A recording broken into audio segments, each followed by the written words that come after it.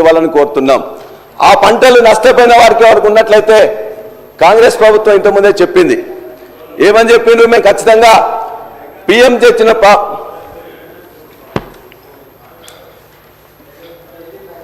PM గారు తెచ్చిన ఏదైతే పంటల బీమా పథకం సరిగ్గా లేదు, ఇంతకుముందున ప్రభుత్వం పట్టించుకోలేదు, మేమైతే తీసుకొస్తామని చెప్పేసి మొత్తం చెప్పారు.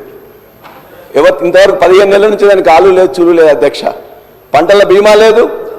ఇప్పుడు దయచేసి రేపు ముఖ్యమంత్రి గారు ఆన్ చేసిన తర్వాత కూడా ఎండిపోయిన పంటలు ఏమన్నా ఉన్నట్లయితే వాటికి దయచేసి ఎకరానికి 20,000 రూపాయలు మన నేరపూరిత నిర్లక్ష్యంతో 34 రోజులు స్ట్రైక్ చేస్తే ఆ పంటలు ఎండిపోయినాయి కాబట్టి దానికి ఇవ్వాల్సిందిగా నేను ముఖ్యమంత్రి గారిని ఇలా కోరుతున్నాం.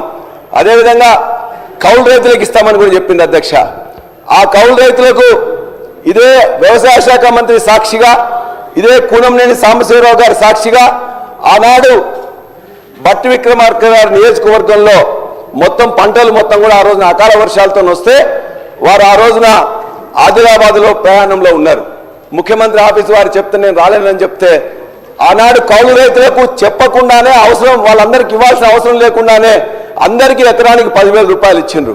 మీరు కౌలు రైతులకు ఇస్తామని చెప్పారు. మీ హామీ ఇచ్చి ఇంతవరకు ఇవ్వట్లే. హామీ ఇవ్వకుండా ఆ రోజున గత ప్రభుత్వం ఇచ్చింది. కాబట్టి మీరు ఏదైతే రైతు భరోసా ఇస్తామంటున్నారో అది మీరు చెప్పిన విధంగా కౌలు రైతులకు ఇవ్వాలని చెప్పి కూడా కోరుతున్నాం. ఇక రుణమాఫీ గురించి మేము మాట్లాడితే రోజు మా మీద తిట్ల పురాణం ఎత్తుకుంటున్నారు అధ్యక్ష. మీరు దయచేసి శాంతంగా ఆలోచించండి. గత ప్రభుత్వం 30,000 కోట్ల రూపాయలు ఇచ్చింది. సరే, ఇచ్చింది ఎవరికి వచ్చింది ఎవరు కాదని మీకు తెలుస్తుంది. మీరు ఇచ్చిన 20 కోట్లు ఇచ్చినామంటున్నారు.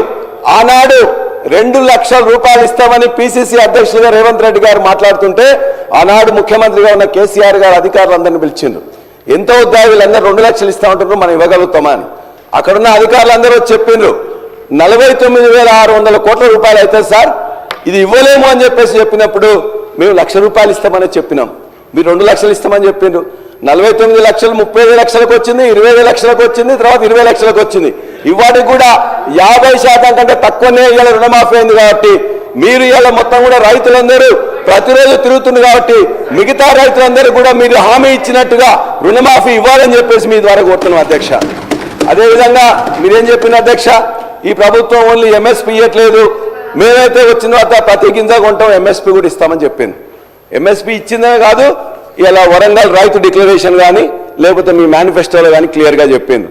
ఏం చెప్పింది అధ్యక్ష, ఇక్కడ పండిన ప్రతి గింజకు కూడా బోనస్ ఇస్తామని చెప్పింది. అందులో వరి ధాన్యానికి ఇస్తామని చెప్పిండ్రు. 2,183 ఉంటే 2,683 చేస్తామన్నారు. 2,183 ఎంఎస్పీ దేనికి ఉంది అధ్యక్ష? దొడ్డు ధాన్యానికి ఉంది. మరి ఇచ్చిండ్రా? దొడ్డు ధాన్యానికి ఇవ్వలే, సన్నధాన్యానికి ఇస్తామని చెప్పి ఇప్పటికీ 500 కోట్ల రూపాయలు బకాయిలు ఉన్నారు. అదేవిధంగా మిగతాది అనేక ఉన్నాయి అధ్యక్ష.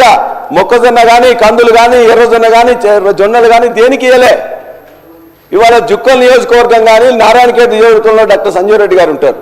అక్కడ పండితే అధ్యక్ష మేము ఇంకా 2 సబ్జెక్ట్ కూడా కాలే అధ్యక్ష, 2 సబ్జెక్ట్ కూడా కాలే అధ్యక్ష. సార్ సబ్జెక్ట్ సార్ ఇది. కాబట్టి ఇవాళ బోనస్ అనేది బోగస్ అయింది. 25% మాత్రమే ఇచ్చిండ్రు. మేము ఖచ్చితంగా లెక్కలతో మొత్తం చూపిస్తాం. మీరు వ్యవసాయ కమిషన్ ఒకటి ఇచ్చారు, వ్యవసాయ కమిషన్ ఒకటి వేశారు. ఆ వ్యవసాయ కమిషన్లో అధ్యక్ష అది ఒక పునరావాస కేంద్రం తప్ప దానివల్ల ఏమి చేయట్లేదు అధ్యక్ష. మేము ఇవాళ చెప్తున్నాం 1,400 ఆత్మహత్యలు 2014లో జరిగితే దాన్ని క్రమక్రమేణా